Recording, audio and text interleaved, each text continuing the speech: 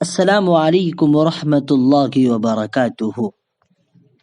آپ حضرات بخوبی جانتے ہیں وہ عظیم سانحہ جو ترکی اور ملک شام کے اندر پیش آیا، جس نے ہزاروں ہنستے بستے گھروں کو برباد کر ڈالا، ہزاروں لوگ لقمے اجل بن گئے اور لاکھوں بے گھر ہو گئے۔ کون جانتا تھا کہ آج ہماری بستیاں ہمارا قبرستان بن جائے گی؟ کون جانتا تھا کہ آج ہمارا گھر ہی ہمارے لیے قبر بن جائے گا؟ بچے روز کی طرح اپنی یونیفارم پہن کر اسکول گئے، مائیں انہیں اسکول بھیج کر گھروں میں مطمئن تھی کہ میرا لال لوٹ کر کے آئے گا۔ کون جانتا تھا کہ وہ بچہ لوٹ کر کے نہیں آئے گا؟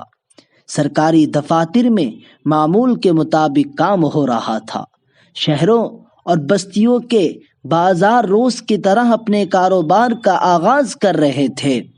اللہ تعالیٰ نے تھوڑا سا زمین کو ہلا دیا تو سب کچھ ملیاں میٹ ہو گیا، سب کچھ برباد ہو گیا۔ آخر یہ زلزلے کیوں آتے ہیں؟ اس کی دو وجوہات ہوتی ہے، پہلی طبعی وجوہات اور دوسری شرعی وجوہات۔ طبعی وجوہات کیا ہے؟ اللہ تعالیٰ نے اس کائنات کو اسباب کے تحت بنایا ہے۔ جو بھی ارضی و سماوی آفات آتی ہیں وہ طبعی اصولوں اور طبعی اسباب کے تحت ہی آتی ہیں۔ سائنسدان اس کی وضاحت کرتے ہیں۔ سائنسدان اپنی ریاضیاتی مساواتوں اور فارمولوں کو لاگو کر کے یہ بتا سکتے ہیں کہ طوفانی لہروں کی ممکنہ اسپیڈ، قوت اور اونچائی کیا ہو سکتی ہے۔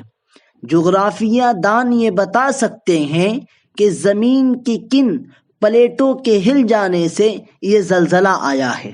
مثلا آج کی سائنس زلزلے کی جو وجہ بیان کرتی ہے وہ یہ ہے کہ جب سے زمین بنی اس کے مرکز کے اندر اس وقت سے آگ موجود ہے۔ لوہا جس درجے حرارت پر پگھل جاتا ہے اس سے بھی زیادہ گرمی زمین کے اندر موجود ہے۔ جتنا زمین کی گہرائی میں جائیں گے حرارت بڑھتی ہی چلی جائے گی۔ اس گرمی کی وجہ سے بسا اوقات زمین کے اندر سکڑاؤ اور پھیلاؤ پیدا ہوتا ہے اور مختلف تہیں اپنی جگہ چھوڑتی ہے اور زمین کی ان پلیٹوں کے ہلنے کی وجہ سے زلزلے آتے ہیں۔ شرعی وجوہات کیا ہیں؟ سوال یہ پیدا ہوتا ہے کہ زمین کے کس حصے کی پلیٹیں ہلتی ہے اور کب ہلتی ہے؟ یہ پلیٹیں روز روز کیوں نہیں ہلتی؟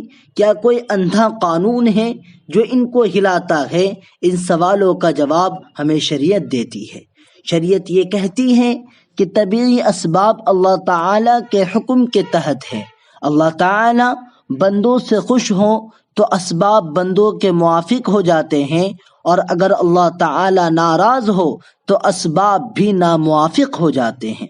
بسا اوقات کسی جگہ کے لوگوں کے اعمال خراب ہوتے ہیں، اللہ تعالیٰ کو وہ ناراض کر لیتے ہیں۔